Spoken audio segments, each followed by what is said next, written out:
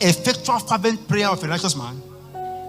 In Amplified translation, it calls it the heartfelt prayer of a righteous man. In other words, on account of prayer, because prayer is one of the, together with offerings, giving, and other stuff, prayer is also categorized under the economy of sacrifices. Thanksgiving is categorized under that economy. So, when it comes to giving or praying or whatsoever, if it has not touched your heart, then it cannot touch heaven. If it touched heaven, it's because your will enforced it. And your heart is the tarmac.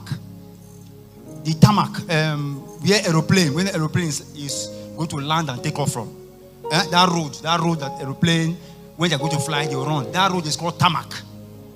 That the run or runway. Alright?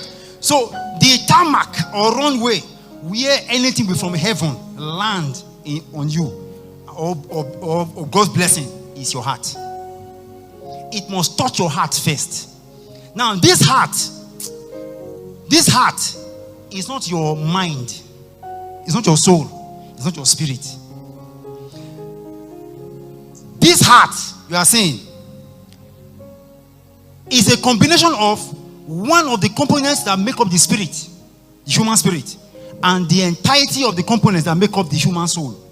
Human soul is intellect, emotions, and will. The human spirit is also made up of three components. What I call the communion. I don't know the name, but I know how it works. So I call it the communion or the fellowship. Then you have the intuition.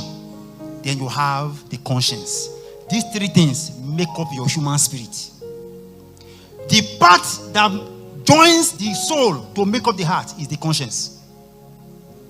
And this heart is the buffer in between the spirit and the soul.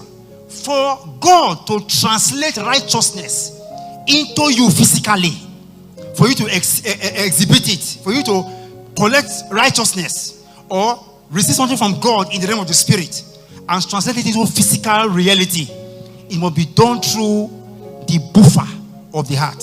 It must